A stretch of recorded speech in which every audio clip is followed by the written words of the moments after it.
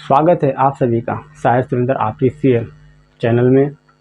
आज मैं एक सर्वे करना चाहता हूँ। मैं ये देखना चाहता हूँ कि उत्तर प्रदेश में सरकार किसका बनेगा। इसके लिए हम वोटिंग करवा रहे हैं हमारे चैनल के माध्यम से। इसका नियम यही है कि आप जिसे पसंद करते हैं उसके पक्ष में आप वोट कीजिए। जैसे कि आप अखिलेश भैया को पसंद करते हैं तो ये लिख के आपको कमेंट करना है। ये सर्वे होने के बाद में मैं लोगों के बीच में अपना विचार रखूंगा कि किसका सरकार बन रहा है।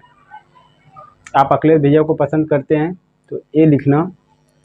आप बहुजन समाज पार्टी बहन मायावती जी को पसंद करते हैं, उन्हें सत्ता में लाना चाहते हैं तो आप बी लिख के कमेंट कीजिएगा।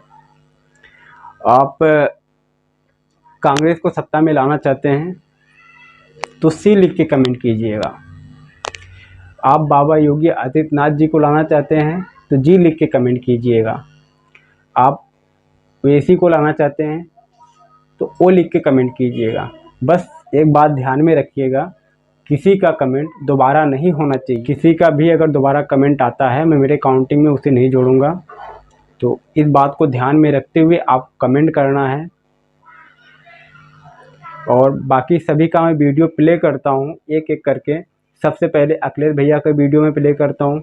अखिलेश भैया जी को आप सुनिए। बहन मायावती जी का वीडियो प्ले कर रहा हूँ, बहन मायावती जी को आप सुनिए। और कांग्रेस के राहुल गांधी जी, उनका वीडियो प्ले कर रहा हूँ, उनको भी आप सुनिए। योगी बाबा जी का भी वीडियो प्ले कर रहा हूँ, आप उन्हें भी सुनिए। और हमारे ओवैसी का भी वीडियो प्ले कर रहा हूँ, उसे भी आप सुनिए।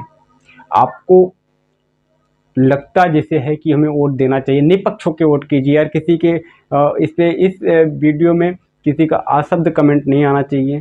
सिर्फ वोट करने के लिए आप कमेंट कीजिए। वोट करने के लिए ही मैं यहाँ पे ये वीडियो कर रहा हूँ। बस मुझे एक सर्वे करना है। मैं देखना चाहता हूँ कि उत्तर प्रदेश में सरकार किसकी बनेगी। उसके बाद में वोटिंग होने के बाद में किसको कितना वोट मिला मेरे सर्वे के माध्यम से, वो लोगों के बीच में एक छोटी सी वीडियो रखूँगा मैं कि किसको कितना वोट मिला है।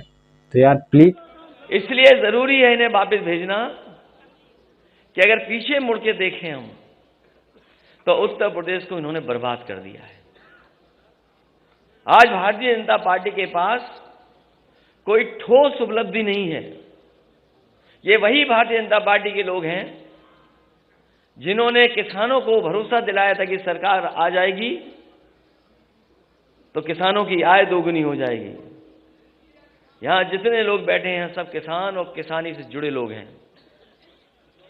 बताओ आज की महंगाई में कहां किसानों की आय दोगुनी हो गई।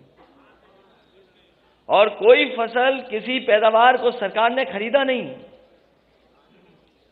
जिस समय किसान को खाद की जरूरत थी, ये खाद नहीं दे पाई सरकार। और हमारे किसान को अगर खाद मिल भी गई तो उन्होंने जब बोरी देखा होगा तो 5 किलो की चोरी हो गई उसमें से।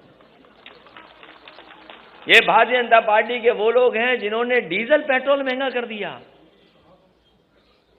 आज पेट्रोल 100 से पार है।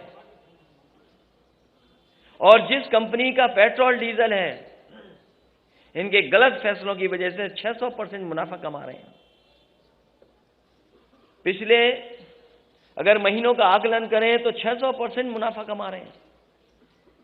और ये गरीबों की जेब को काट करके अमीरों की तिजोरी भरने का काम कोई कर रहा है तो वो भारतीय जनता पार्टी के लोग हैं। इन पार्टियों की नकल करने में विश्वास नहीं रखती हैं, बल्कि अपनी पार्टी के लोगों की आर्थिक स्थिति को ही ध्यान में रखकर पूरे सूझबूझ से काम करती हैं। वैसे भी हमारी पार्टी की इस कार्यशैली के लिए दूसरी पार्टियों को हमारी चिंता नहीं करनी चाहिए। हमें खुद अपनी पार्टी की चिंता है, चाहे तो विरोध के सारे किसान एक साथ खड़े हुए, हर स्टेट में धरना की। 1 साल बाद प्रधानमंत्री कहते हैं मैं माफी मांगता हूं, मेरे से गलती हो गई।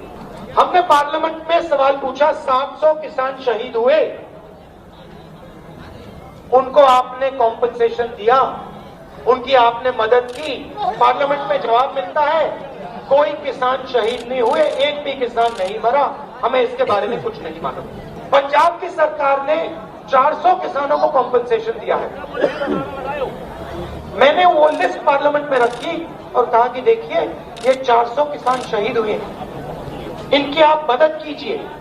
मगर वही व्यक्ति जिसने कहा कि मैं माफी मांगता हूं, उसी व्यक्ति ने 400 किसानों की रहना चाहता हूं।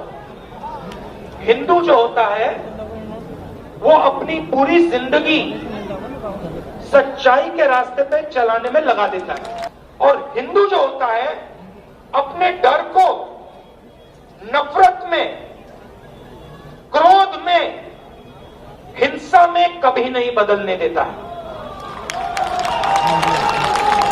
हिंदुत्ववादी जो होता है वो सिर्फ झूठ की राजनीति करता है, उसको सच्चाई से कुछ लेना देना नहीं। उसका काम सिर्फ झूठ का प्रयोग करना, और झूठ के प्रयोग करने से। यो बहनों,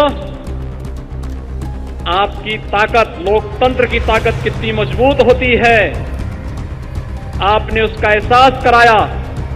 और उस ताकत का एहसास है जो कल तक राम भक्तों पर आज से 31 वर्ष पहले गोलियां चला रहे थे, आज वो आपकी ताकत के सामने झुके हैं। अब लगता है कि अगर कुछ और वर्ष आप इसी प्रकार से ले चले तो अगली कार्य सेवा के लिए वे और उनकी पूरी खानदान लाइन पर खड़े होते हुए दिखाई देंगे। आप देखना, अगली कार्य सेवा जब होगी तब गोली नहीं चलेगी, तब राम भक्तों पर, कृष्ण भक्तों। मैं तो उन पुलिस के लोगों से कहना चाह रहा हूं, याद रखो मेरी इस बात को, हमेशा योगी मुख्यमंत्री नहीं रहेगा।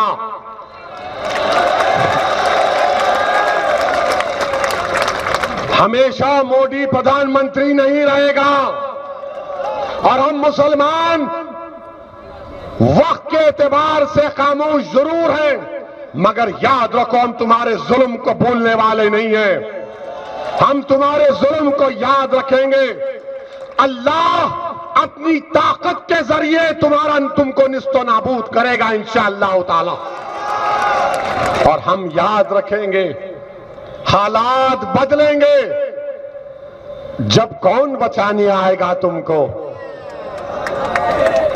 जब योगी अपने मठ में चले जाएंगे,